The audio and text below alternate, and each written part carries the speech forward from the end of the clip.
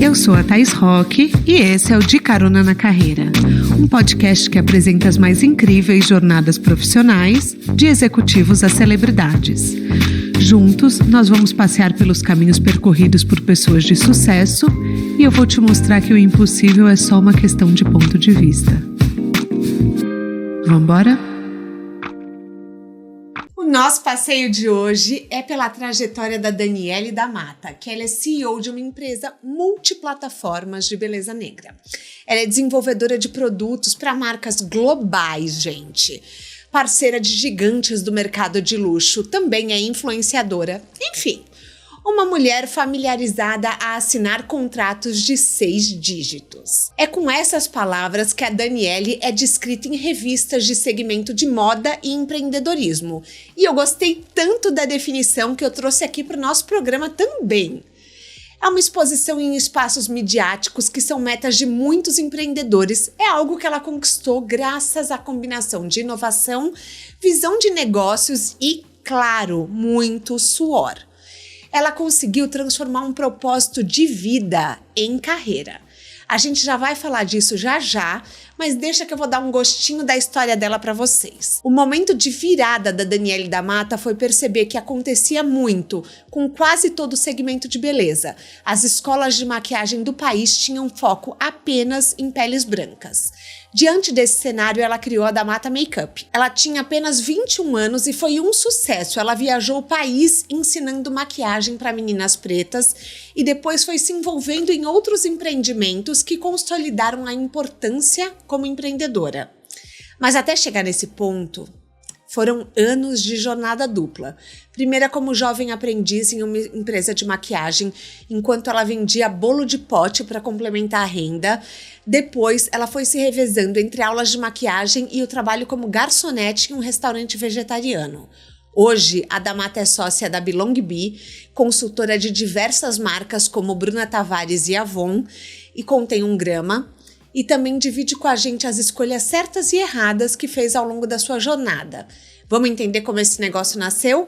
Apertem os cintos que a estrada da Da Mata já começou. Da Mata, seja bem-vinda ao De Carona na Carreira. Quer dar um oi pros nossos caroneiros? Oi, gente. Ai, eu tô tão animada. Ai, eu também tô muito animada, gente, porque eu sou fã da Mata. Eu vou falar, eu tava elogiando os looks dela aqui antes, então pra quem não segue, eu vou postar alguns nos stories, mas sigam a Da Mata, porque ela é maravilhosa. É um show de autenticidade.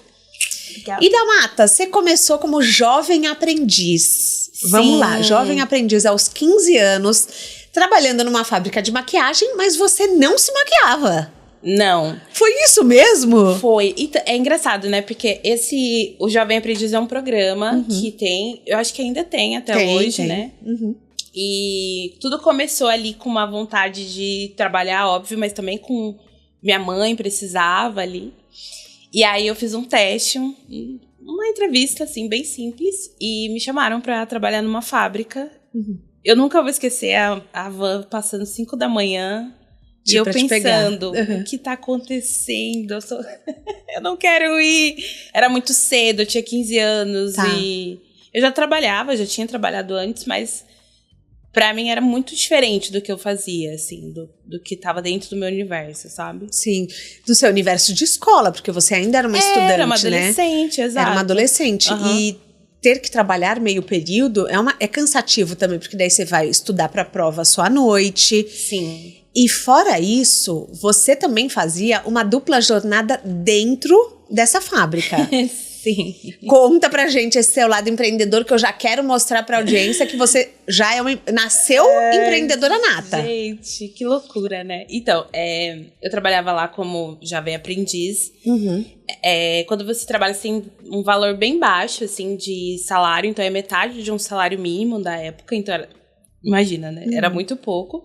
E eu precisava complementar, porque eu queria comprar coisas, queria ajudar minha mãe.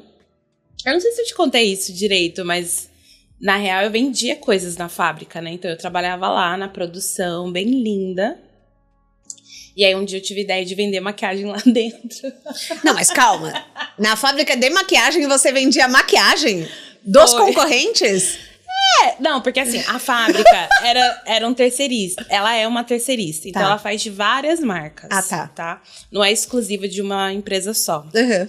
E aí, na época, eu vendia Avon, Natura, Boticário, esses produtos. Não tinha Eudora, mas era Jequiti. Uhum. Essas marcas, assim. Vendia sex shop. Era bem malucona, né? Adoro. Já tava naquela vida ali de fazer grana. E aí eu cheguei com o dono da fábrica, porque eu tinha até uma proximidade dele, assim, óbvio, eu morria de medo dele, porque eu era uma criança. Sim, porque, tipo, ele era o dono, né? Tem essa figura de autoridade. E aí eu falei pra ele que eu queria vender algumas coisas, se eu podia usar uma sala que era inativa, assim, na hora do almoço. Uhum. Então, eu comia bem rapidinho, tipo, uns 15 minutos, assim, e colocava, assim, colocava a exposição, assim, dos produtos, as meninas entravam, compravam, tipo... Já fazendo só lojinha. Sim. Dentro da fábrica. Maravilhoso. Acho que eu nunca contei isso. Nossa, que legal! Assim, contando detalhe. Não, eu já ouvi essa história uma vez que você falou que vendia até pudim. Isso, aí depois eu vendi roupa. Tá. Era por estação, entendeu? Ah, entendi. O que Qual que era a demanda? Enjoava, A demanda é o sex shop, elas não têm acesso, então eu vou trazer aqui. Entendi. É produtos de cuidado, tem que trazer aqui. E aí eu vendi roupa, e aí o pudim e o... Era um sanduíche, na real. Então, quem fazia era minha irmã, porque eu sou péssima na cozinha. Uhum, eu também. Nunca soube de nada. E aí, minha irmã fazia esses lanchinhos. E nem era pudim, era mousse. Que a gente fazia em casa, com ingredientes super de boa. E vendia na fábrica, no horário do almoço e no café da manhã.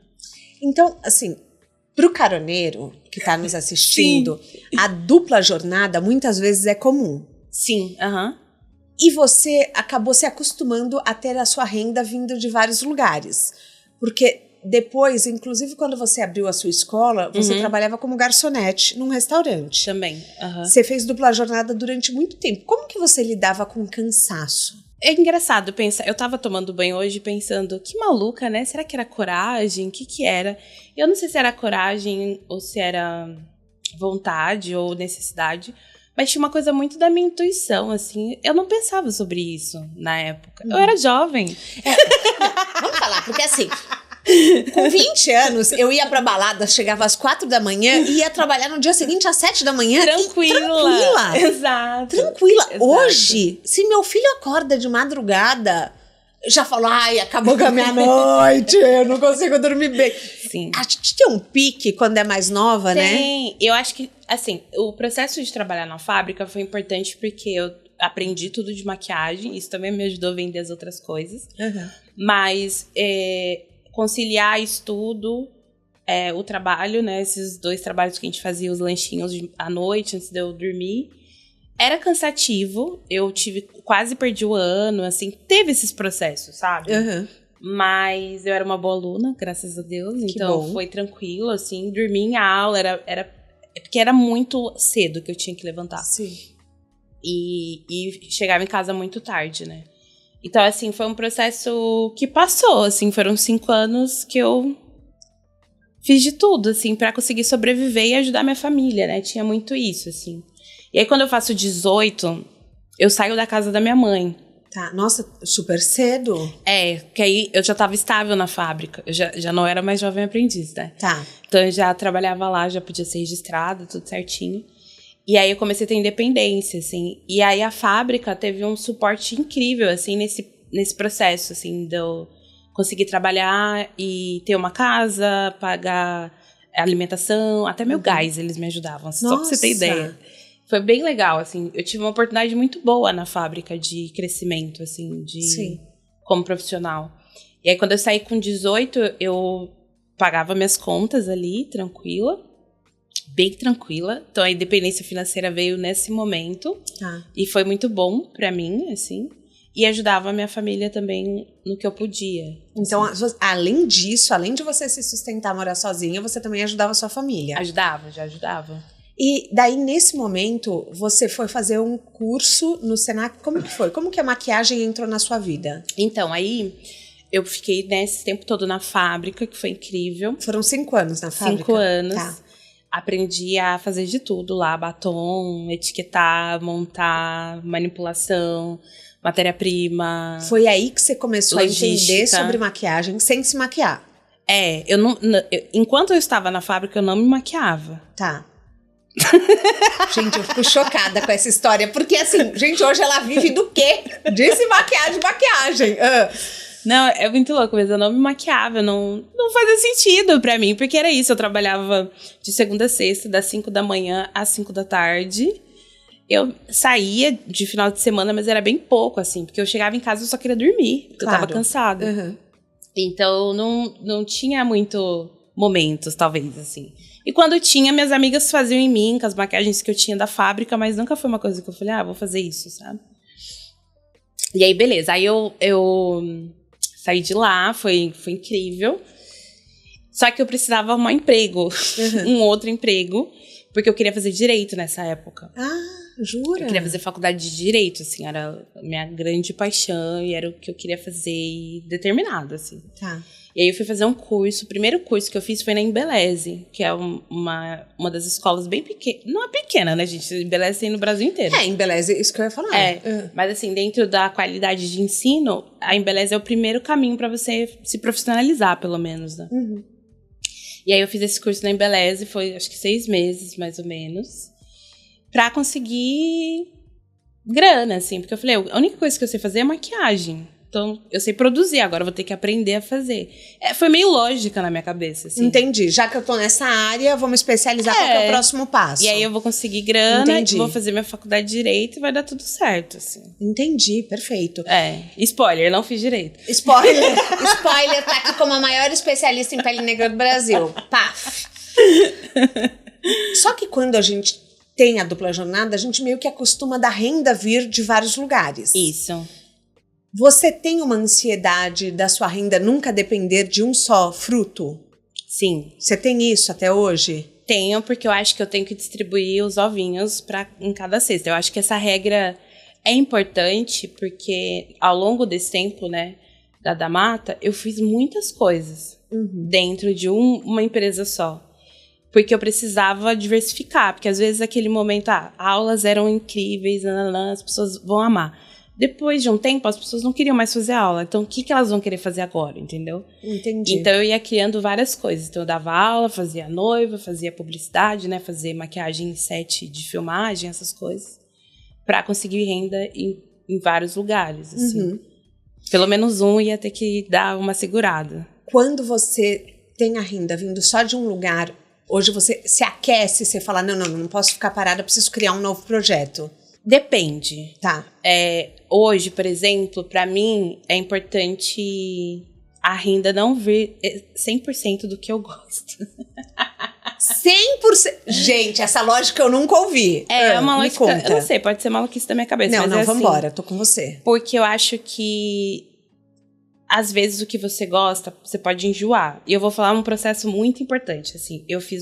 Me tornei maquiadora, foi super legal. Mas chegou uma hora que eu não queria mais ser maquiadora. Tá. E que eu decidi que eu não ia maquiar mais, assim. Perfeito. E foi muito difícil isso. Até para as minhas clientes, o que eu tinha feito o tempo todo. E era a minha maior renda. Mas aí eu fui fazendo outras coisas, né? Comecei consultoria, fazer publicidade, eu fui diversificando ali. Tá. Mas não era 100% o que eu gostava. Você é uma pessoa de ciclos, então? Sou. Tá. E eu assumo que eu sou de ciclos. Mas não tem nada de errado de ser, eu também sou. Então, pra mim é assim, ok, eu vou ganhar dinheiro como maquiadora, por mais que eu ame fazer isso, vai ser super legal, vai chegar uma hora que não vai ser mais legal. E você lida bem com isso, encerrar ciclos? Não lido, eu sou canceriana, eu vou sofrer. Por mais que você não queira, isso é tipo aquela música, acabou, foi bom, boa sorte. Não, vou sofrer, vou ficar remoendo aquilo, né? Canceriana ama um ranço, entendeu?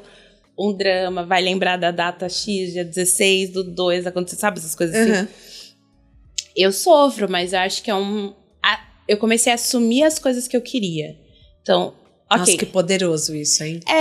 Eu não gosto de fazer isso. Eu não gosto, mas eu preciso continuar fazendo até eu não conseguir fazer mais. Era um pouco isso. Então, quando eu decidi parar de maquiar, não foi tipo, não vou maquiar mais, aí no dia seguinte eu parei. Não, teve que ter um processo. Então, ok, vou diminuir maquiagem social, vou parar de fazer maquiagem X. E aí eu fui diminuindo aos poucos, até pra acostumar meu público também. Porque esse público pode receber tanto maquiagem, ela vai casar, ela pode ganhar um curso, entendeu? Ela pode usar meu conteúdo pra alguma coisa. Então você vai educando sua audiência. E esse mesmo público vai usar o que você tá dando pra ele de todas as formas, assim, entendeu? Entendi. Era isso que eu pensava na época. Continuo, né, pensando assim. Então, foi um processo, e aí chegou um dia que eu virei e falei, não faço mais. Não faço mais. E foi muito libertador, assim. E a galera fala, mas como assim você não faz maquiagem mais? É porque realmente eu não gosto, não quero fazer mais, quero fazer outras coisas. E daí assim. foi que você foi pra dar aula? Não, dar aula e maquiar foram... Pra você era a mesma coisa, tá? Não a mesma coisa, mas dar aula pra mim sempre foi um lugar muito de conexão, de eu aprender com as pessoas. Tá. E é o que me deixa mais feliz. Então, hoje eu não dou aula tanto mais, mas é o que eu mais sinto falta. Entendi. Entendeu? Então você ainda tem essa paixão, não é uma coisa que você descartou. Se deixar, eu viro aqui a câmera e começo a explicar cada coisa, assim. É uma coisa que eu gosto de fazer. Entendi. De ensinar, né?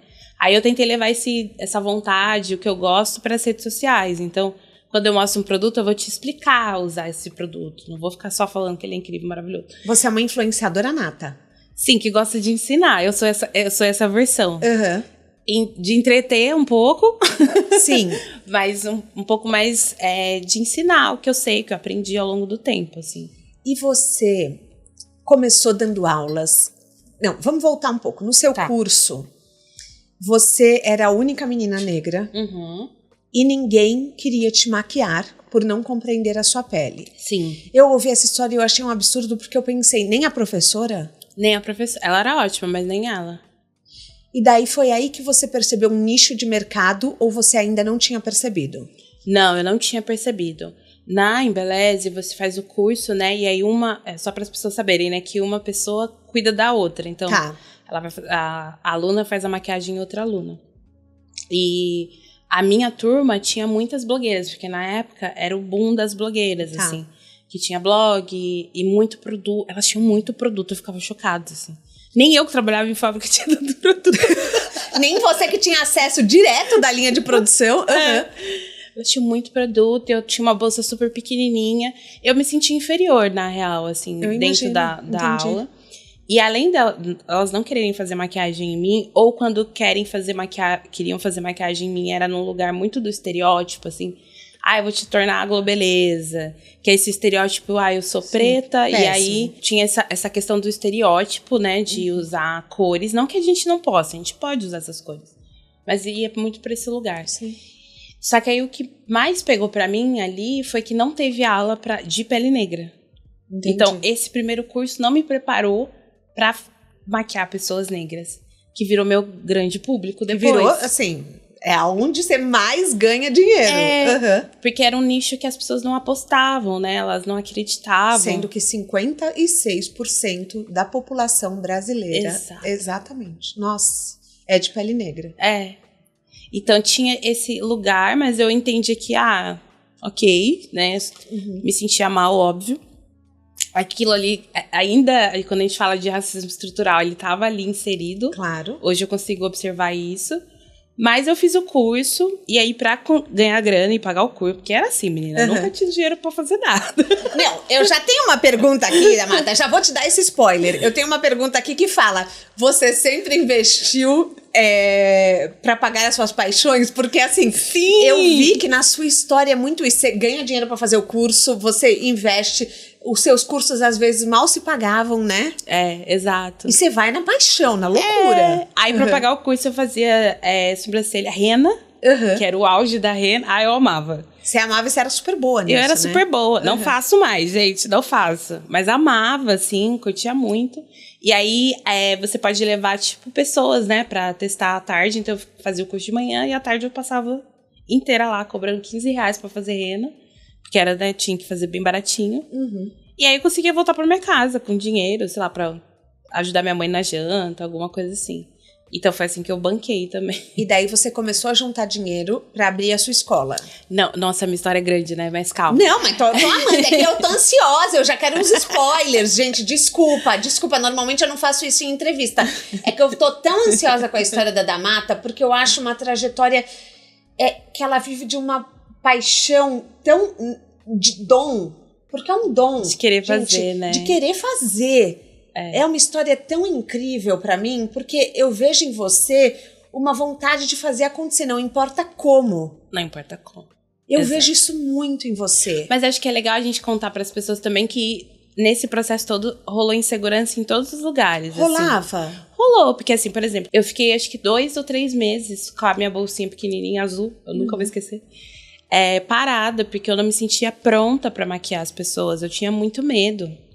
E aí uma amiga minha, Janaína, que é cabeleireira maravilhosa lá em São José dos Campos, ela virou pra mim e falou assim, eu tenho uma debutante aqui e vem que eu vou te ajudar. Eu falei, mas eu não tenho produto. Ela, não, eu levo tudo. Vou passar aí, passo com o carro. Era em Aparecida.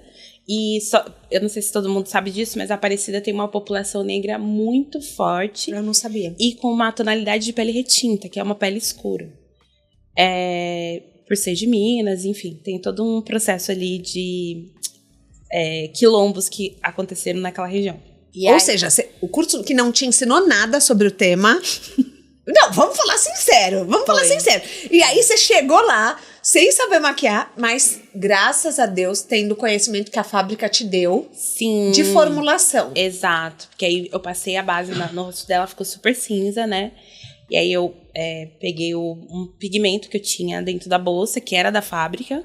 Porque a sorte que eu tinha do Levi, ele me dava várias coisas. Eu sei que a gente vai contar do Levi daqui a pouco, né? Então o Levi é o mentor dela. O meu mentor, E aí ele me dava esses pigmentos, aí eu coloquei um pouquinho de pigmento, quebrou o cinza, fiz a maquiagem de todo mundo desse jeito. E pensei, caramba, agora acho que eu sou maquiadora.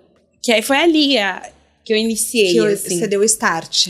E foi legal porque essa minha amiga tinha um salão já focado em pessoas negras, né? Que ela fazia só cabelo de pessoas negras. Ela já tinha. E aí ela contou pras pessoas, tipo, a Dani faz maquiagem. Tipo, começou a oferecer meu serviço sem eu estar preparada. Ela falou, tô nem aí. Eu vou te colocar nesse negócio. E aí eu comecei a ter muita cliente só de pessoas negras, assim. Eu tinha pessoas brancas também, óbvio, tinha. Mas era muito pouco, assim, perto da diferença. Então eu comecei a ver que tinha um nicho ali, porque geralmente mulheres negras gostam de ser maquiadas por outra mulher negra. Tá. Por medo de ficar cinzentada, errar a base, colocar sombras, enfim. Tipo, tem uma insegurança ali. Então, quando eu chegava pra maquiar, elas ficavam muito felizes. Tipo, é uma menina preta, vai dar tudo certo. E graças a Deus dava tudo certo. Graças a Deus. Não, e ao seu dom de ver as cores, né? E foi aí que eu comecei a treinar bastante porque eu tinha que chegar em cada cliente e fazer a base dela, né? Porque não tinha produto na época. É legal a gente falar isso. Então, vamos explicar para os caroneiros. A gente tem, quando você vai comprar uma base, existem diferentes tons de base. Então, você chega num lugar, você tem que acertar. Tanto que, eu até vou te perguntar isso. As pessoas falam, passa no colo, não passa no rosto. Pra ver se combina o tom. Não sei se é esse o lugar mesmo, isso mesmo que se pescoço, passa. Colo, pescoço e aqui o dorso do rosto. E o dorso do rosto. Então, existem várias tonalidades que você compra. Só que daí o que acontecia? No mercado nacional, no mercado internacional, não sei, a Damata pode dizer pra gente, não existiam colorações o suficiente para combinar com as diferentes tonalidades de pele brasileiras. Porque o Brasil tem múltiplas colorações, né? Eu já vi você falando em entrevista, então assim, por exemplo, que a comunidade asiática, que a comunidade indígena, são diferentes tons de pele. E a Damata, como ela não conseguia comprar essas diferentes colorações, qual foi a grande sacada dela? Ela começou a fazer misturas. Então assim, ela começou a criar para cada cliente uma base específica. Então ela ia lá no potinho dela, olhava para a cliente, só de olhar ela já sabia e misturava ali, então cada cliente tinha sua base personalizada. Então ela maquiava com a Damata e ficava perfeito. E daí ela queria voltar porque só a Damata conseguia chegar no tom de pele dela. Expliquei certo? Explicou certinho, exatamente isso que acontecia. E aí elas quiseram aprender como que você faz isso? Tá. E aí foi quando eu comecei a explicar pra elas maquiando. Você tem que fazer assim, o corretivo você passa desse jeito, o pigmento tem que ser assim, explicar, ensinar elas a fazerem a maquiagem. Tá. E aí foi quando nasce da Mata, a ideia da escola. A ideia da escola veio da necessidade mesmo. Então, os clientes basicamente te deram uma ideia. Você ouviu o mercado. Sim, exatamente. Olha, que incrível. Exatamente. E o que era da Mata Makeup, pra quem tá nos assistindo? Então, a ideia era... Meu sonho era ter uma escola de maquiagem. Tá. Ponto. Não, e eu vi que você investiu grana nisso, né? Foi. Grana, tempo e energia, né? Sim. E aí, meu sonho era ter escola. Eu falei, ok, eu gosto de fazer isso, vou explicar. Enquanto eu não tinha escola, eu ia dando aulas, assim, soltas. Enquanto eu maquiava a pessoa, eu ia explicando. Mas eu decidi que tinha que ter um espaço físico, assim. Uhum. E aí, um ponto importante é que eu conheci uma pessoa, a Nilza Salles, que ela fazia planejamento de negócio. Ela faz isso até hoje, até. Maravilhosa. E aí, eu contei essa vontade pra ela. Trabalhava em outra empresa, que eu também trabalhava. Ela falou, então faz, vai ser super legal. O que você quer? Tipo assim, a pergunta, como que você quer? Uhum. Eu quero rosa, com papel de parede de flores, cadeiras lindas, espelhos lindos, pincel, nananana. E ela fez eu sonhar real, assim, da gente ir de visualizar. Isso, foi muito importante isso pra mim. Eu assim. imagino. Na hora eu nem entendi o que ela tava, qual era o método ali que ela tava fazendo. Mas ela foi explicando, assim, pra mim como fazer. Aí ela falou, legal, muito legal o seu projeto. Então, você precisa de 5 mil reais, mais ou menos, 5 a 10 mil reais. Ou seja, já botou um preço. Então, foi a Sim. primeira vez que você desenhou uma meta. Uhum. Você começou a trabalhar com meta e pra ir atrás do que você quer. Exato. Tá. Aí foi quando eu virei garçonete e trabalhei numa loja de 4x4, né? Que eu falei pra você, que te contei. Uhum. Pra conseguir ganhar esse dinheiro. Então, lá eu era administrativa, já tinha experiência nisso, assim, já era super legal. Mas eu não entendia de carro, né, gente? Não, sim, eu continuo não entendendo. Mas trabalhei lá. Não tem problema.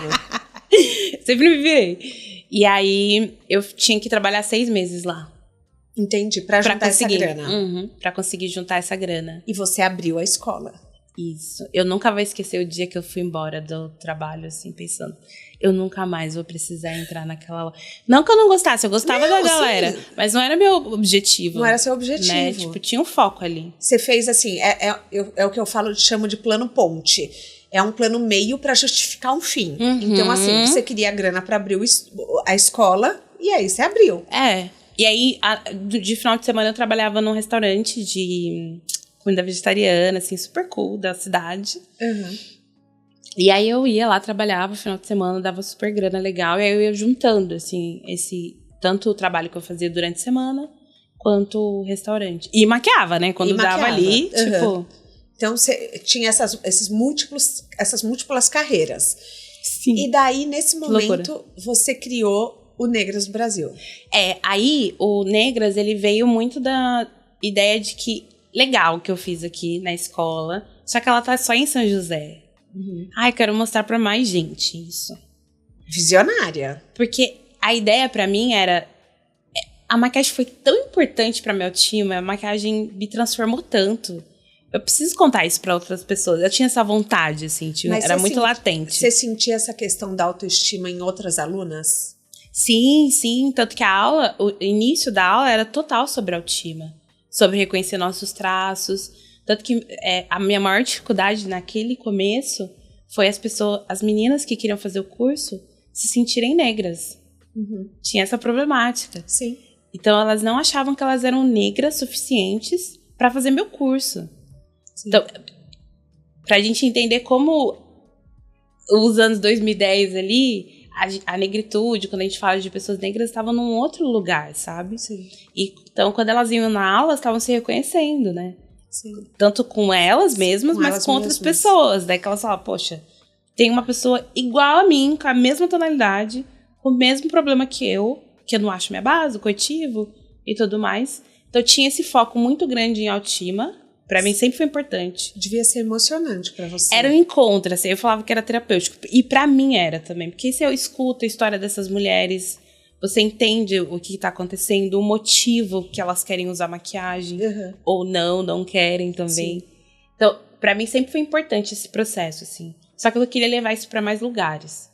E aí eu fiz um curso em São Paulo, me chamaram. Aí eu fiz um curso no Rio também. Você já divulgava na internet os seus cursos? Sim. E aí eu fazia em parceria com uma outra empreendedora, que era a Michele Fernandes. O nome dela é Michele Fernandes, da Boutique de Crioula. E ela vende turbantes e acessórios. Então, era um combo, assim, pra gente. Tipo, a maquiagem junto com o turbante. Como empoderamento feminino negro. Tipo, era incrível, assim. Tá. E a gente foi pro Rio de Janeiro. Foi incrível. Foi quando eu conheci a Rosa, Negra Rosa. Ela vem, a gente tá agendando. Ai, muito bom. Que ela foi na minha aula, quase chorei por dentro, que ela era minha ref já, referência da vida. E aí eu fui pra Salvador. E lá eu falei, gente, tá tudo errado. Foi lá a grande virada de chave. Foi. Eu escrevi o Negras no aeroporto de Salvador. Tá. Conta pra gente o que é o Negras. A ideia foi que eu queria passar por todos os estados brasileiros, ensinando automaquiagem pra mulheres negras e falando sobre autoestima e nossa estética. Tá. Esse era o objetivo primordial, assim. Caos. E aí... eu prestando uma atenção. Caos. É maluca, né? Porque aí eu... Por todos os estados brasileiros, mas você também não sonha pequeno, hein? Não, né? Eu fui muito malucona. Não, malucona, adorei. E aí eu peguei e... Eu sempre tive reserva. Então, desde a escola eu guardava dinheiro, né? Tá. A vida era difícil, mas eu guardava um pouquinho de grana. E aí eu fazia muita noiva, que era o que me bancava, assim. Porque noiva é uma grana muito maior. Tipo, por exemplo, maquiar uma noiva é 3 vezes uma maquiagem normal. Exato. Eu tinha que levar em consideração o contexto social dessas mulheres negras, que a maioria tá num lugar muito vulnerável financeiramente. Mas era o que me bancavam, assim. Elas parcelavam em 5 mil vezes, mas elas pagavam bonitinho, assim, era tudo. E era um ícone. Fazia um monte de noiva, tinha um ano pra frente, era agenda lotada, assim. Aí eu peguei o dinheiro das noivas e falei, vou fazer o Negras. Tá. E vai dar tudo certo. Na minha cabeça, vou cobrar ali uns 50 reais, 30 reais pras meninas fazerem a aula. Porque pra mim sempre foi um negócio... Isso em 2010, né? A gente tem que contextualizar. Não, isso já é 2013. Tá. E eu sempre quis que as pessoas entendessem que aquilo era um negócio, era o meu trabalho. Porque o que eu fazia na época, o que eu faço ainda, tem uma relação de ONG muito forte, sabe? Jura? Então as pessoas tinham dificuldade de entender por que eu tava cobrando, porque elas achavam que aquele trabalho tinha que ser de graça. Entendi. Não só as mulheres negras, as marcas, as pessoas que me contratavam e tal. Então foi muito difícil mostrar pra elas que aquilo era meu trabalho e eu precisava ser remunerada por isso, sabe? Sim, claro. Foi bem tenso nessa época, então eu comecei num valor bem simbólico. Ele não pagava nem a viagem, assim, mas pra mim era importante pelo menos ter um valor pra elas entenderem que aquilo era um serviço que eu estava oferecendo e elas estavam pagando por aquilo, assim.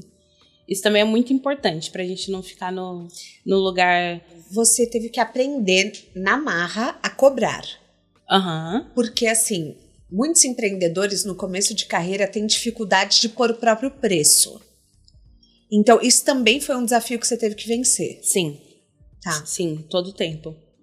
Até hoje? Não, hoje não, graças a Deus, né? Chega já... Até hoje você já entende bem, assim, essa questão do seu valor, de você precificar, tá. Eu trabalho com a Casé Fala, que faz todo esse processo pra mim, é super legal, assim.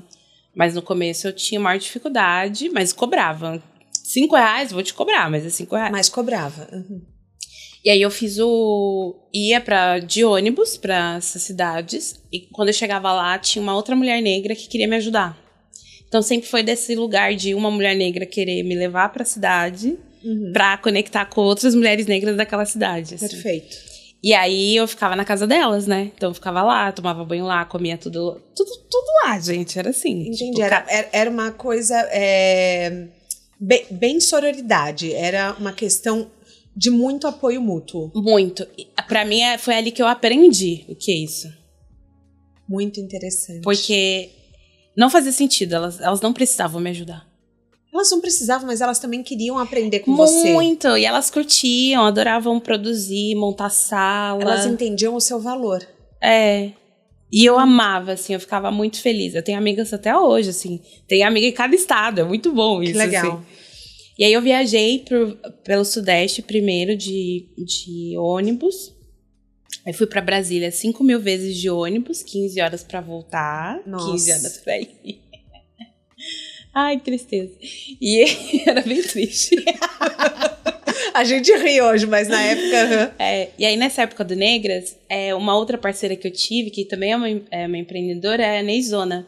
Que ela tem uma marca que chama Dress Coração. Ela é maravilhosa, tem que conhecer ela. Ela é de Salvador. Me apresenta. E Lu, o nome dela é Lu Nascimento. Ela topou entrar comigo nessa, assim. Ela falou, tá bom, vamos fazer isso junto. E era muito bom ter uma companhia, porque eu tinha viajado muito sozinha já, sabe? Eu imagino. Então, ter uma companhia ali pra te falar, não, seu trabalho é legal, você tem que continuar. Te dá esse apoio, essa motivação, né? E aí a gente viajou um monte de cidade também juntas, e ela fazia a parte de aula sobre estética negra, que é incrível, era uma aula linda, e eu fazia de maquiagem, assim, então a gente ia junto.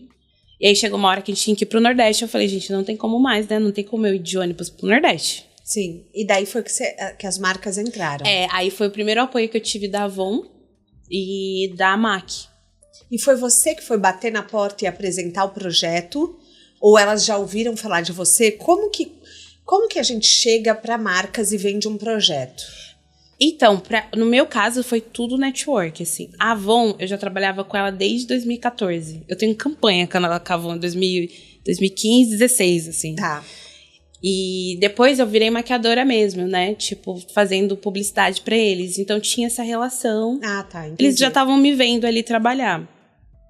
E eu falava do Negras em todo lugar que eu ia. Uhum. Você era a sua própria propaganda? O tempo todo. Ai, gente, já viajei. isso é muito fiz importante. capa da Rolling Stone. Tipo, tinha uma autoestima ali rolando, sabe? Você se vendia. O tempo todo. Eu acho importante a gente falar isso. Eu acho que tem que ficar de dica para os caroneiros, que é importante a gente vender nosso peixe, a gente se divulgar, a gente tá ali lembrando os outros do que a gente faz, porque o outro não é obrigado a saber, né? Exato, exato. E aí da MAC, eu acho... Da MAC eu bati na porta mesmo. Tá. Mas da MAC eu bati na porta com uma demanda. Talvez isso seja uma dica legal. Que Bora. era, as mulheres negras não querem entrar na loja da MAC. Ah. Então eu quero fazer um projeto, fazer uma aula incrível. A gente vai fretar um ônibus e vai levar 30 mulheres pra dentro da loja. Tá. Maluca. Uhum. Contei isso pra menina, na época, Laís, e ela ficou em choque. Ela falou, vamos fazer. Que eu máximo. falei, mentira. Ela falou, não, vamos fazer, vai dar tudo certo. E aí era um apoio, né? Então, a logística, hotel, alimentação, a minha equipe era pequena, tinha eu, a minha assessora, a Lu, né, que ia comigo, o fotógrafo, que a gente documentava tudo, tem tudo documento. Você tem que escrever um livro. Não é? Ah, eu também acho. De cada viagem, muito bom. E você aí, deve ter um monte de história pra contar. de cada estado. Maravilhoso. E aí a MAC fez esse projeto 6 cidades no Nordeste, que foi um sonho. Que máximo. Assim, um sonho não precisar tirar da minha reserva, Claro, que eu fiquei claro. fazendo o tempo todo. Uhum. E aí, já em 2017, a gente foi diminuindo as viagens, e aí eu comecei a focar em outras coisas. Porque as pessoas, nesse meio tempo, também... Você ia documentando tudo e você ia postando nas redes sociais. Sim, o tempo todo. O tempo inteiro. Esse também é uma dica. A gente tem que divulgar o nosso trabalho nas redes sociais. Você sempre se posicionou como uma expert. Não, eu fui construindo isso. Tá. E quem me deu esse lugar de expert ou especialista foram as pessoas, não fui eu. Entendi. Acho que tem esse lugar também, sabe? Tá, as pessoas acabaram... Uma vez eu entrevistei a Thay de Melo Bufrem, influenciadora, e ela falou uma coisa, ela falou, eu não me chamo de influenciadora, as pessoas me determinaram que eu sou uma influenciadora. Sim. Ela falou, mas eu não cheguei nesse papel antes dos outros. Exato. Então, isso é muito importante, né? Porque também você se coloca no mundo. Entende? Não é porque você entende daquilo e você é a melhor, assim. Porque eu aprendi muito com outras. Tem muitas pessoas negras atrás de mim, que veio antes de mim, no caso, e que me ensinaram muito sobre empreendedorismo, sobre cor, sobre tonalidade, sabe? Sobre muitas coisas, assim. Então, o lugar de especialista foi sendo construído. É óbvio, as pessoas me viam só falando de pele negra. Então elas falam, pô, essa menina tá focando só nisso, assim. Uhum. E aí, pra vender os cursos, eu fazia vídeo na internet. Era esse o jeito. Tá. Era só Facebook, não tinha nada mais. Nossa, não tinha Instagram ainda. Tinha, mas ele era fraco. pouquinho. Uhum. Aí depois, quando o Instagram melhorou, né, que ele veio com força, eu fui pro Instagram. E era vídeo, eu me maquiando, mostrando o produto. Nesse período eu vendi mais maquiagem, que eu dava aula. E as meninas queriam a maquiagem que eu usei, então eu vendia também. Legal. Os acessórios, pincel, esponja. Eu no 25 de março, gente, eu era rainha, entendeu?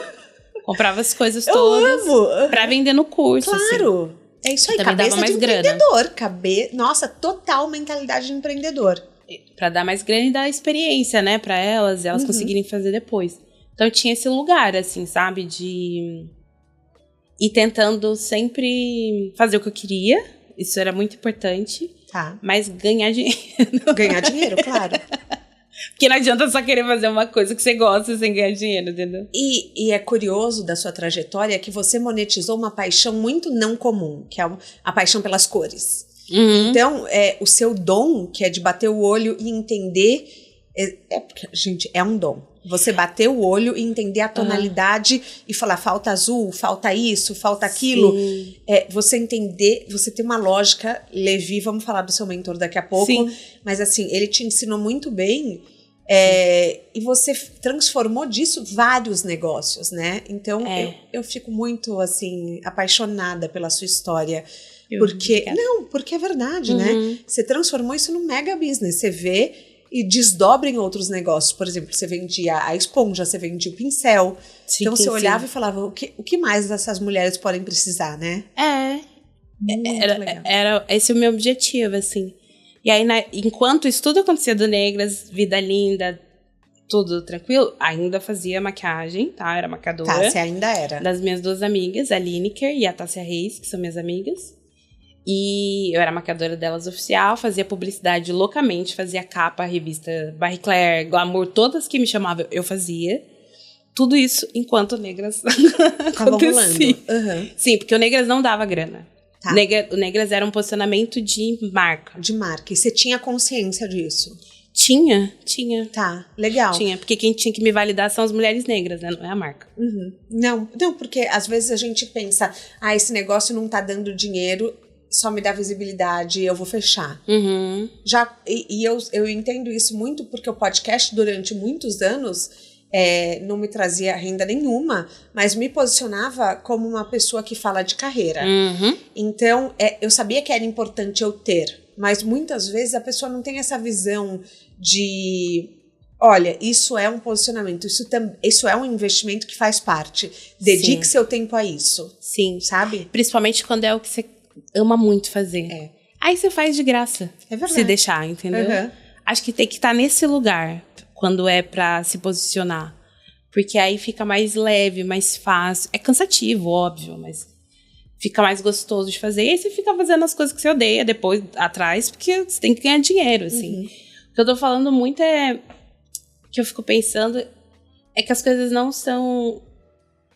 Quando eu penso em empreendedorismo, quando eu aprendi, eu tinha que trabalhar com o que eu amo. Essa era a visão que eu tinha. Sim. Essa trajetória de 10 anos da Damata me ensinou que não tem nada a ver com isso. Por quê? Na verdade, porque eu acho que tem uma relação... É um falso justificativa para você continuar persistindo numa coisa que você gosta. Massa. Mas várias vezes a Damata não deu certo. A escola não deu certo, eu fui fazer outra coisa. Mas o propósito, ele continuou mesmo, que era falar com mulheres negras, todo esse tempo. Então, a gente não precisa ter medo de mudar, sendo que tá dentro do seu propósito. Sim. Entende? Tipo, se eu falasse, não, meu propósito é dar aula de maquiagem pra pele negra pra sempre. Acabou meu negócio. Porque o negócio muda. Tem razão. Né? Tipo, hoje eu tenho o YouTube. Eu adoro os vídeos que as meninas fazem ainda. Tem muito curso online, presencial, que é massa. Mas eu não vejo esse nicho mais, eu não consigo visualizar ele. O que eu vou fazer lá? Não vou lá, eu vou pra outro nicho, entendeu? E como você percebe o que vai bombar? Pesquisa. Pesquisa? Eu acho que... Você fuça? Muito. Quando eu vou pesquisar, eu olho um todo, assim, sabe? Então, eu tenho um exemplo nato, assim. Eu comecei a fazer um projeto pra Nigéria, que foi incrível. Não posso contar a marca, mas... Tá. Foi um projeto pra Nigéria e eu fiquei obcecada pela Nigéria. Fiquei obcecada, assim. Uhum. E aí eu comecei a seguir todas as influenciadoras mais fodonas da Nigéria. E tipo, que máximo. As cores e as texturas que elas usam. Quais são as marcas que estão lá? Quais as marcas que não entraram lá? Tipo, tive que fazer essa pesquisa toda. Aí eu me aprofundei disso. O resíduo disso ainda existe no meu feed. Claro. Né? E aí eu vou fazendo isso em cada área, assim, de verdade. Tipo, em cada país, a maioria das vezes. Agora estou obcecada pelo México, porque eu quero produzir produtos pra lá. Uhum. Então, tipo... E aí eu preciso olhar só aquele lugar. Então eu vou pesquisando o que as pessoas falam, como elas se vestem. Pessoas que estão no YouTube, nem só de beleza, mas de qualquer coisa eu assisto, assim. Pra entender como que é a estética dela, sabe? Então, pra vocês entenderem o nível de quanto a da Mata é foda, vamos botar assim, ela criou linhas para marcas grandes aqui do Brasil que foram internacionalizadas as colorações. Porque as pessoas falavam, isso daqui vai dar certo na América Latina inteira, não só no Brasil, né? Uhum. Você pode falar alguma marca que você internacionalizou? Pode, isso aconteceu com a Avon. Com a Avon? Tá. Com a Avon. O projeto da Avon... Mas assim, só para as pessoas entenderem, depois da escola, eu comecei a fazer publicidade e consultoria. Então, rolou em 2017, eu mudei de novo para uma outra área. Em 2017 começou a consultoria? Para algumas marcas, assim, bem pequenas. Mas começou ali A semente estava ali, entendeu? Eu não entendi ainda o que eu tinha que fazer, porque as marcas me pediam ajuda, eu não sabia o que eu tinha que ajudar. Mas eu sabia que eu conseguia, então eu fui fazer. Foi engraçado por isso. E a nossa amiga Bruna Tavares, tem um episódio dela aqui no podcast, foi uma das primeiras pessoas grandes a contratar a da Mata, né? Foi. Consultoria. Foi. E foi por conta de um feedback muito sincero seu pra ela. Foi. E eu acho importante a gente falar disso, porque a Bruna já era uma influenciadora de nome. Sim, minha referência também. Exatamente. Ela te procurou e você não tinha feedbacks legais pra dar sobre o produto dela. Conto. É bem delicado, mas eu vou contar porque eu acho que é importante também. Não, mas a Bruna é nossa amiga, ela é muito minha amigona. Enfim, ela sabe também. Mas assim, nas aulas tinha uma reclamação muito grande de várias marcas. Da Bruna era unânime. Tá. Tipo, a gente não vai usar. Elas não queriam usar. As alunas, né? E aí, quando eu olhava os produtos, de fato, ficava muito acinzentado. Os produtos não funcionavam, eles não eram pra pele negra. Assim, nunca foi pensado pra isso. Então, eu tinha esse feedback interno dentro de mim. Não falava nada, porque eu não sou muito não sou reativa, né, nas redes sociais, nem com nenhuma marca, assim. E aí eu falei, uma hora vai chegar a oportunidade, porque eu tenho anotações. Tem a anotação da Avon, da Boticário, de todo mundo, viu, gente? Na hora que quiser... Pede aí que a gente fala. E da Bruna tinha as anotações. E aí ela me mandou uma mensagem no direct super fofa. Ela é demais. E assim, a Bruna Tavares, nossa amiga hoje, mas é engraçado pensar nela, porque eu vi o YouTube dela, minha vida de maquiagem inteira. Assim, inteira. Então, óbvio, eu sabia quem era ela. Tinha um pouco de receio, porque eu não conhecia. E ela mandou essa mensagem, foi super fofa. No primeiro momento, não foi consultoria que ela me pediu. Eu não lembro como que começou a história. Não sei se ela queria só mandar produto, me passa seu WhatsApp, alguma coisa assim. Eu mandei meu WhatsApp na época. E aí ela me chamou. E a gente começou a conversar. Eu amo, porque a sintonia já rolou ali. Já rolou ali, E aí, acho que ela entrou no assunto da consultoria e ela tentou justificar um produto que ela tinha em linha, que era muito ruim mesmo. E aí, eu rebati. Tá. E aí, eu virei pra ela e comecei a contar pra ela como que as pessoas viam ela no mercado quando fala de pessoas negras. E assim, eu falei, sua reputação é péssima. Tá. Elas não gostam de você. Não, mas é importante. E eu acho isso muito ruim. Porque a gente tá falando de 56% da população que se consideram negros. E a sua marca não atingir esse público, eu acho arriscado. E aí ela super ouviu e entendeu. foi muito mágico, assim, pra mim no dia. E eu achei que eu ia conversar com ela e ia passar, assim, tipo, ok, falei com alguém legal, né? Aí passou um tempinho, ela me chamou pra fazer consultoria. Pra fazer um lançamento de um produto que ela já tinha sonhado muito, que é a BT Skin. A fórmula, que, tipo, ela amava a fórmula e tal, mas ela queria cores reais, cores de pessoas brasileiras e tal. A minha é F50, viu, gente? Eu Se vocês amo. quiserem mandar, foi da Mata que estabeleceu. Na verdade, Bruna falou pra mim, você é o meu tom. Daí, porque eu falei, Bruna, eu só compro base errada. Porque eu, tipo, diferente de você da Mata, assim, eu tenho zero, juro, zero. Não, mas é assim, difícil. É muito difícil. E eu acho que o segredo de uma maquiagem boa é o tom da base certo. Exato. E daí eu falei, Bruna, não rola pra mim. Não rola, eu não sei escolher. Daí ela falou, você é meio rosa. Daí eu falei, rosa? Isso. Daí ela falou, sim, o seu tom é meio rosa. Usa F50. Eu falei, tá bom. Então, quando você entra numa marca, você faz, inclusive, nomenclatura.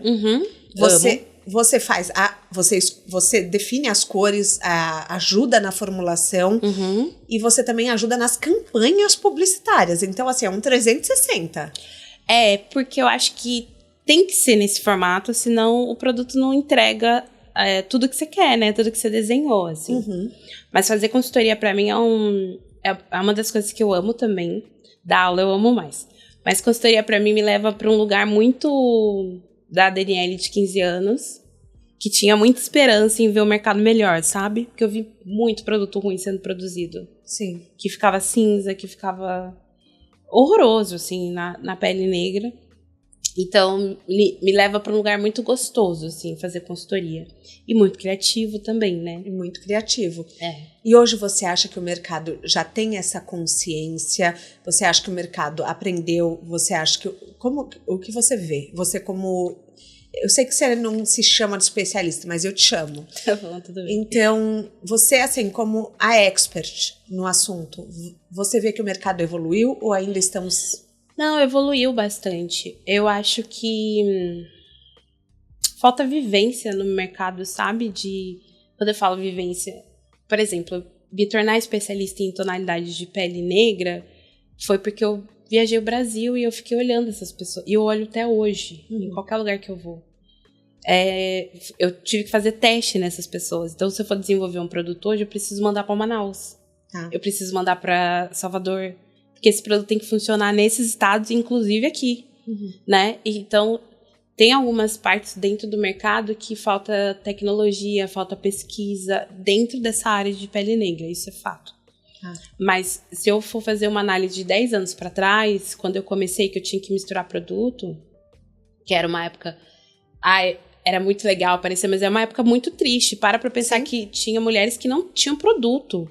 Eu acho isso absurdo. É um absurdo, sabe, mas assim? é um absurdo. Então, olhando pra frente, assim, agora eu sinto que a gente melhorou muito, muito, muito, muito mesmo, assim.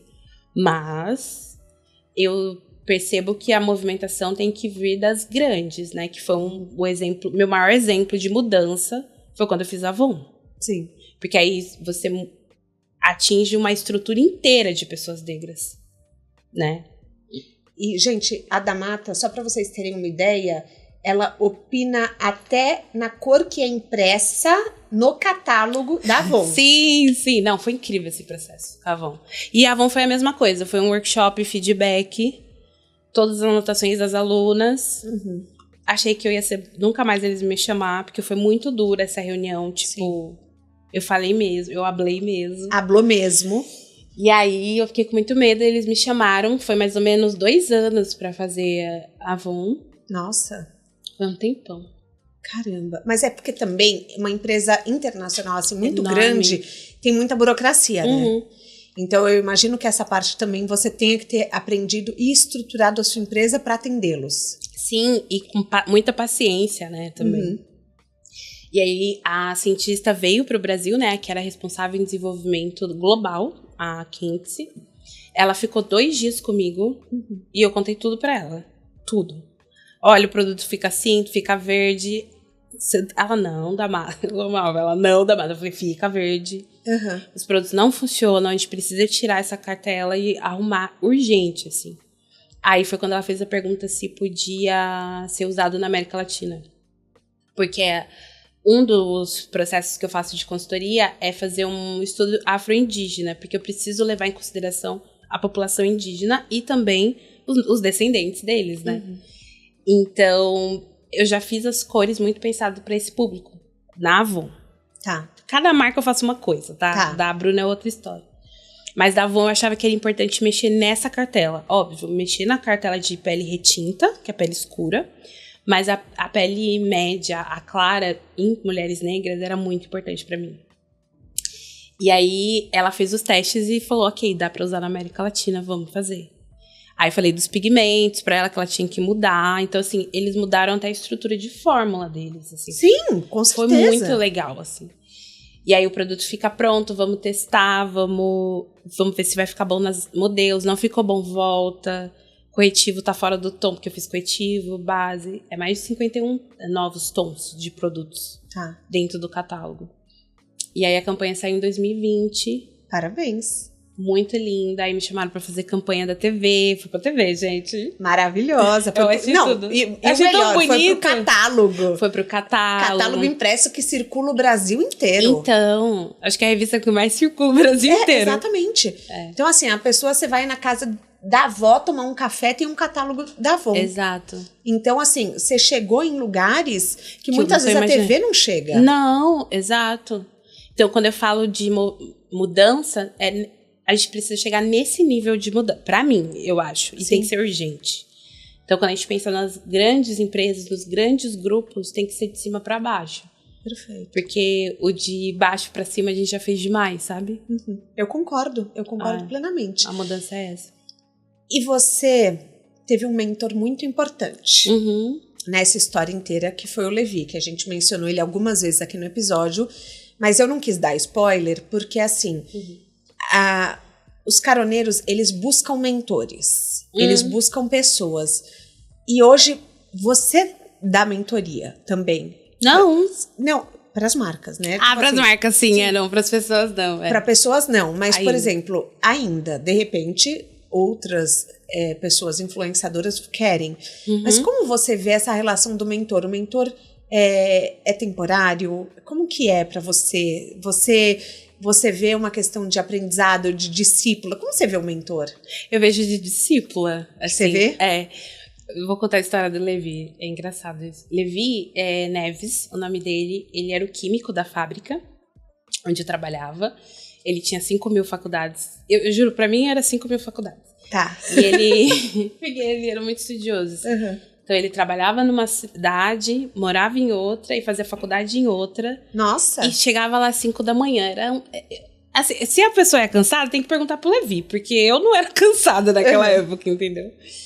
E aí, a gente começou uma discussão, eu trabalhando numa sala, e ele, por acaso, estava nessa mesma sala. A gente começou uma discussão sobre negritude, enfim, foi muito legal, assim. E ele me esculachou. Porque ele era assim, ele me esculachou, tipo assim, você é maluca, você não entende nada, você é muito jovem. Eu fiquei bruta, né? Brava. Mas aí ele continuou trabalhando nessa mesma sala que eu trabalhava. E aí ele começou a me perguntar coisas, assim, tipo, o que eu fazia e tal. O que eu queria fazer, se eu queria fazer direito mesmo, tarará. E aí ele começou a me ensinar a fazer produto.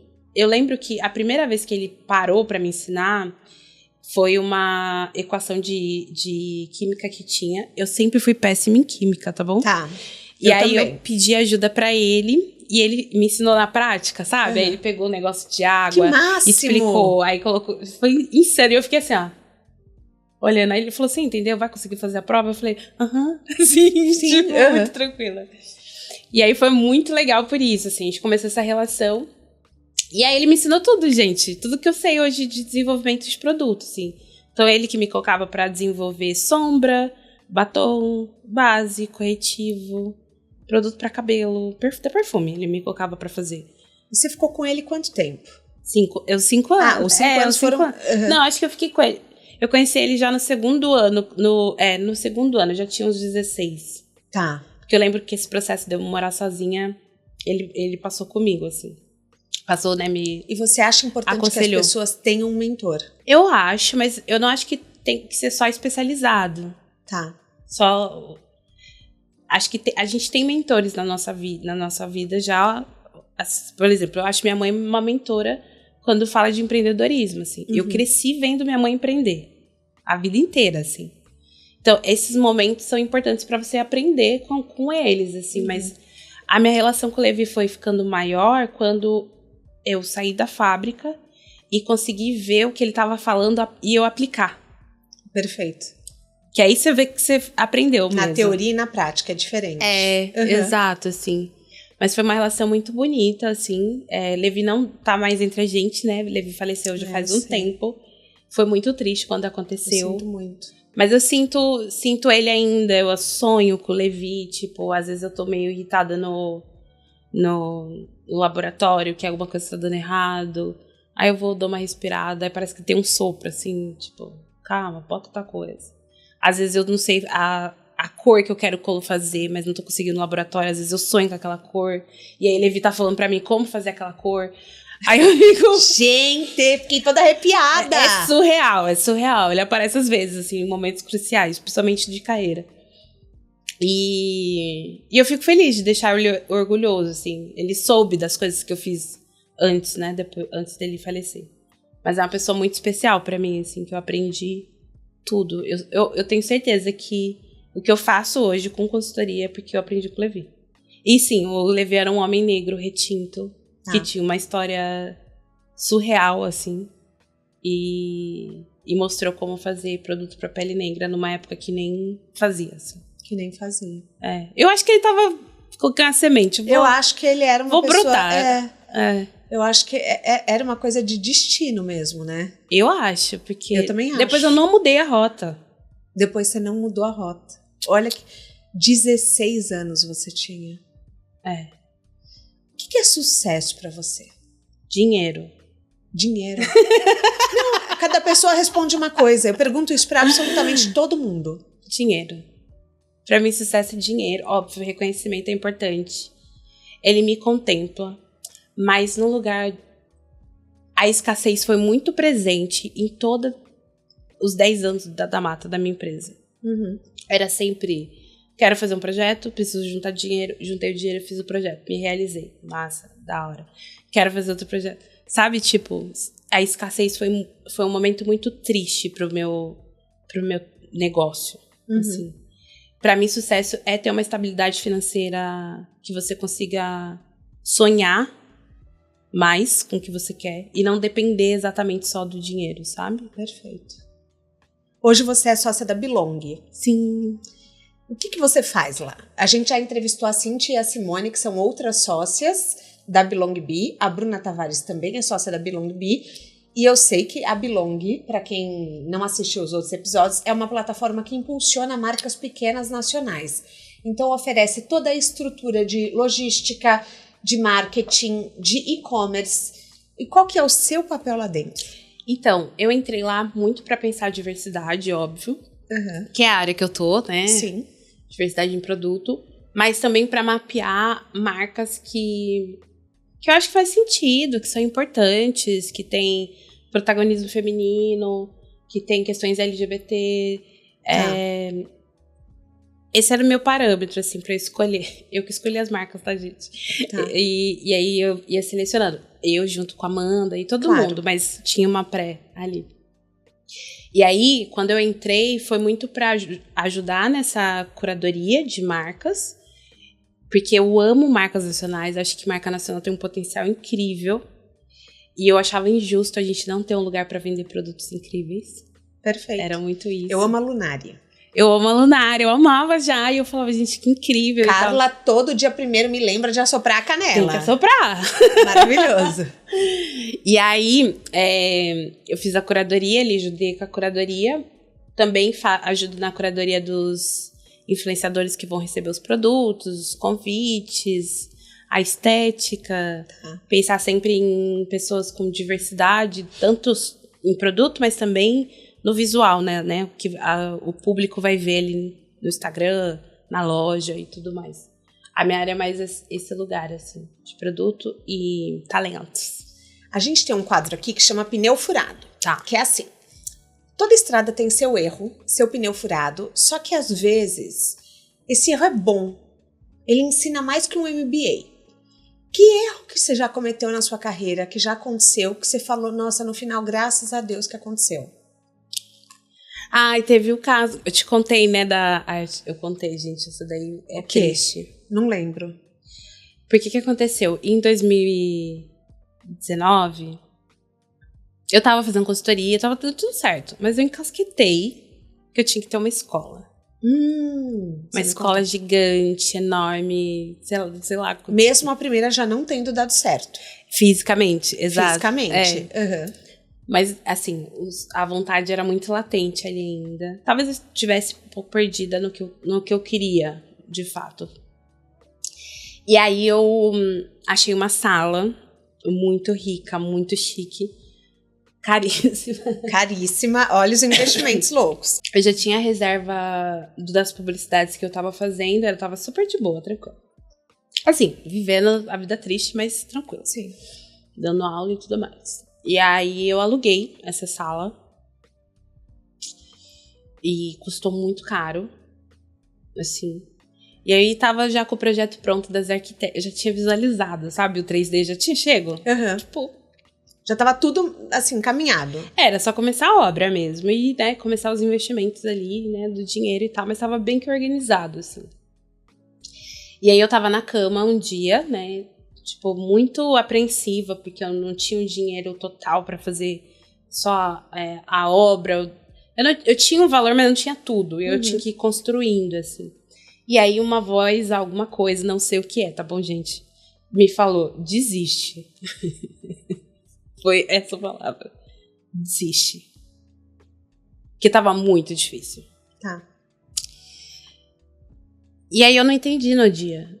Mas aí eu acordei no outro, olhei pra um lado, olhei pro outro e pensei, eu preciso desistir. Preciso desistir mesmo. E aí nessa brincadeira de desistir, custou 30 mil reais. Nossa. Pra cancelar coisa. Tinha uma profissional que veio trabalhar comigo em São Paulo, ela teve que voltar pra cidade dela. Foi um período muito triste. Que aí eu perdi equipe, eu não tinha pessoas, né? Não tinha nada mais. Nada. E o que você acha que hoje te fez desistir? Hoje, você olhando, por que assim, esse erro foi um grande aprendizado? Porque não estava alinhado com o meu propósito. Tava só com uma vontade. Tanto que hoje, quando eu tenho ideia, eu tomo banho, aí eu tenho ideia, eu frito, né? Aquele momento assim, maravilhoso. Aí escrevo. Aí eu dou 15 dias pra eu continuar animado ou não. Em 15 dias eu desisto de várias coisas. Então, esse é o meu parâmetro, entendeu? Entendi. Quero fazer um conteúdo. Ótimo ensinamento. Quero fazer mais. Ótimo ensinamento. Quero fazer um serviço. Se aquela ideia ela só vai crescendo ao longo desses 15 dias, eu vou ficando mais motivada, aí eu acho que eu tenho que fazer. Naquele momento, eu não estava conectada com o meu propósito. Não era sobre mim, não era sobre as pessoas que eu estava atendendo, era só sobre mim, aquela escola. Era uma questão minha de provar algo para alguém, para as pessoas, para ver como eu era poderosa. Eu tinha uma escola, sabe? Sei. Ego. Foi ego. E aí dei graças a Deus, porque depois, gente, começou a pandemia. Imagina se eu tivesse uma escola. Nossa, é verdade. Então foi por isso, né? Caramba. Você falou assim, que aliviou, que foi tipo o livramento. Nossa. Na sua mala de viagem, um livro, um filme, um documentário ou um TED Talk que mudaram sua vida. Não precisa ser sobre carreira. Nossa, livro. Eu vou começar com um documentário. Tá. Tem um documentário na Netflix, ele é bem antigo. Chama 13ª Emenda. Que conta a história sobre... Enfim, eu sou essa garota punk, tá? Que gosta de umas coisas cabeçuda mesmo. Tá. Talvez não é um entretenimento fácil. Não é tranquilo. Mas conta sobre o processo de prisão, né? De penitenciárias nos Estados Unidos.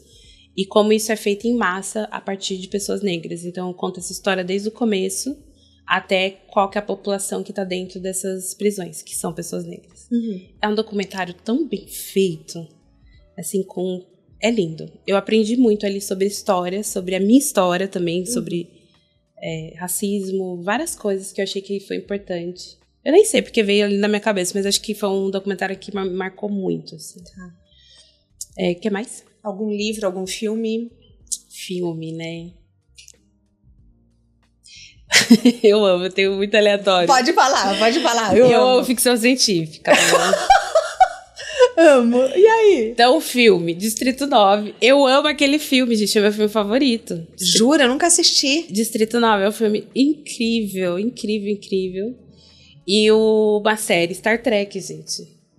Amei! Star Trek, Deep Space Nine, que tem um capitão que é negro, é maravilhoso essa série, que fala sobre muitas coisas atuais. Tá. Mas ela é de 92, essa série. 92. E, acho que é isso, Star Trek. Eu nunca falei isso, eu tô até morrendo de vergonha, mas é real. Não, mas eu vou deixar o link no descritivo do podcast. Mata, a gente chega ao fim da nossa carona. Gente, eu falei loucamente, né? Eu queria te agradecer. Você gostou? Eu amei. Eu falei tudo. Porque eu sou sua fã, sim. Ai, que bom. Então, assim, obrigada. Obrigada por, assim, explicar a sua trajetória, dar ideias, dar ensinamentos na prática de como é. Então, você é uma professora nata mesmo.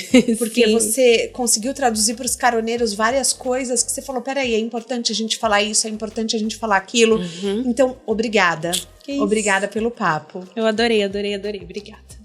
Se você gostou do papo de hoje, eu indico da Simone Sancho, da Cíntia Ferreira, que são outras sócias da Mata na Belong Bee, e também da Bruna Tavares. O De Carona na Carreira tem a consultoria de conteúdo do Álvaro Leme, a supervisão do José Newton Fonseca, a sonoplastia e edição do Felipe Dantas e identidade visual do João Maganin. Todas as dicas que a gente abordou até aqui estão no descritivo da plataforma que você nos escuta. Bora lá no Instagram falar mais sobre o episódio de hoje? A gente volta na próxima semana com mais um De Carona na Carreira. Um beijo grande. Aê!